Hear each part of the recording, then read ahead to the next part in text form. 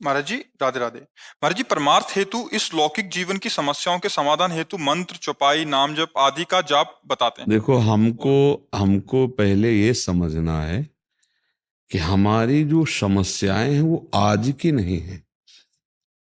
पूर्व में जो हमने पाप कर्म किए और पुण्य कर्म किए, वो दोनों हमारे प्रारब्ध बनते हैं आकर इस शरीर में। अब जो हम करते हैं क्रियमाण है, नया कर्म, नई फसल है।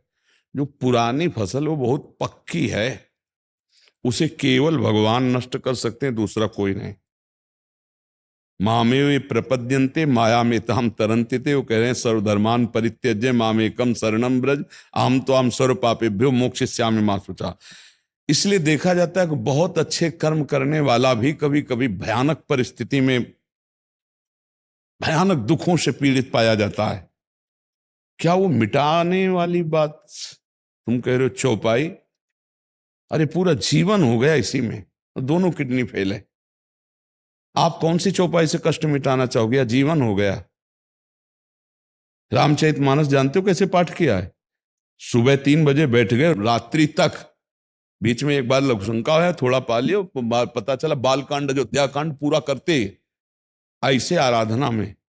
तब भगवत प्राप्ति का मार्ग पुष्ट किया है, कर्मों को नष्ट करने के लिए नहीं सोचा है। तो प्रारब्ध भोग भोग रहे। तो हमारी बात मान लो, चौपाई बोलो, नाम जप करो, मंत्र जप करो, आनंद सिंधु की प्राप्ति के लिए, और जो दुख सुख आवे सो भोग लो। उसके मिटाने के लिए खर्चा मत करो। ये मिटेगा शरीर आज, नहीं तो कल मरेगा ये। और जब मरेगा तो सब कुछ यहां का छूटेगा, और इसको मरना पक्का है। और जब तक जाना नहीं, तो ये जो बेकार किडनी है ना, इन्हीं से हम दहाड़ते रहेंगे। हमें पता है उनके विधान को, इसलिए मुझे बिल्कुल डर नहीं है। तो हम वही बात आपको समझाना चाहते हैं। अश्रद्धा हो जाएगी आपको कि हमने ये चौपाई किया, हमारा काम नहीं बना, क्योंकि हमारे बहुत बड़े बड़े पाप जमा है। हम 4 मंत्र जपेंगे, सोचेंगे वो खत्म हो जाए, प्रारब्ध नहीं खत्म होने वाला, क्योंकि बहुत स्टॉक है। वो पूरा भस्म करने का अधिकार भगवत प्राप्ति से ही होगा। जब भगवान हमारे सामने होंगे तो हमारे सारे कर्म संस्कार भस्म होंगे। तो हमको भगवान के दर्शन की बात सोचनी, भगवत प्राप्ति की बात सोचनी, कर्म मिटाने की नहीं। नहीं तो हमारा ये जीवन व्यर्थ चला जाएगा, हम कर्म भी नहीं मिटा पाएंगे। भगवत साक्षात्कार होते ही संचित भस्म हो जाते हैं, क्रियमाण निष्फल हो जाते हैं, और प्रारब्ध निष्प्रभावित हो जाता है। तब तीनों प्रकार के कर्म से छुटकारा मिलता है। अब ऐसे हम आपको कोई चौपाई बताएं, कोई नाम बताएं, कोई ऐसे बताएं भाई ये करो, ये कामना की पूर्ति हो जाएगी। तो हमने चिल्ला चिल्ला करके सत्संग में कहा है, कृष्णाय वासुदेवाय हरये परमात्मने प्रणत क्लेश नाशाय गोविंदाय नमो नमः। इस मंत्र में, ये भागवत का श्लोक है, इस मंत्र में इतनी सामर्थ्य है, हर बंधन, हर कष्ट, हर समस्या का समाधान इससे हो। पर कितने पे होगा ये हमें नहीं पता। आप जपो, जितना आपका पाप है उतने के भस्म करने की पावर, शक्ति आप में आएगी, तब वो भस्म हो जाएगा। जैसे अपने लोग हैं, इसके लिए एक एक भी नाम नहीं लगाया इसके लिए, नहीं पड़ी रहे। तो नाम है तुम्हारे मंगल के लिए, नाम है भगवत प्राप्ति के लिए, उसी के लिए रात दिन लगे। नाम जप करो, राधा राधा राधा, जो दुख सुख आवे उसको सह लो, मेरी बात मान लो, तो निकल जाओगे इस माया से। अगर दुख सुख के लिए नाम का प्रयोग किया तो निकल तो नहीं पाओगे, दुख सुख मिट भी नहीं पाएंगे। थोड़ा सोचो, जब भगवान इस मृत्यु लोक में अवतार लेते हैं, तो जो भगवान के माई बाप बने वो कितने तपस्वी होंगे, लेकिन हाथों में हथकड़ी और पैरों में बेड़ी और राक्षसी स्वभाव वाले कंस के पहरेदारों के बीच में उनको रखा जा रहा था, जेल में। और अवतार कौन ले रहे? जगत पावन करने वाले भगवान। सोचो जरा, वो डर करके भगवान को गोकुल में छोड़ते हैं, प्राण प्यारे पुत्र का त्याग तत्काल। अब जरा विचार करो, और उनको कितना सताया जाता है।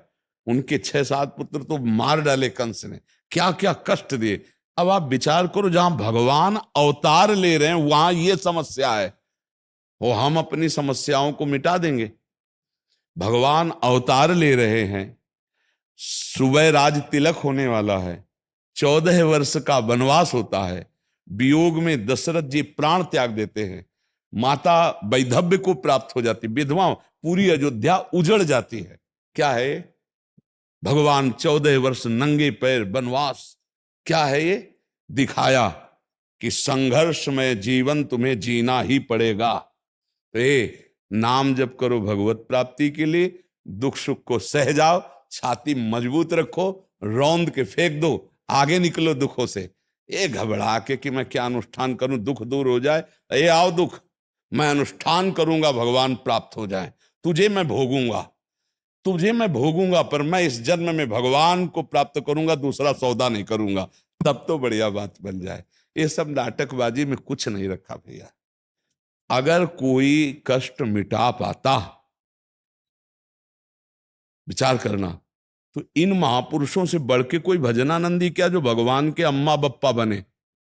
हम तुमको खुली बातें बता रहे, इनसे बढ़ के कोई भजनानंदी महात्मा होगा जिनके भजन के प्रभाव से अखिल कोटि ब्रह्मांडों का पिता बालक बनने आया है। वहां भी समस्या ही समस्या रही नहीं रहे। तो हम समस्याओं को हटाने की कोशिश नहीं, समस्याओं से जूझने की कोशिश करें और भजन करके भगवान को प्राप्त करें। मुझे तो यही समझ में आया है।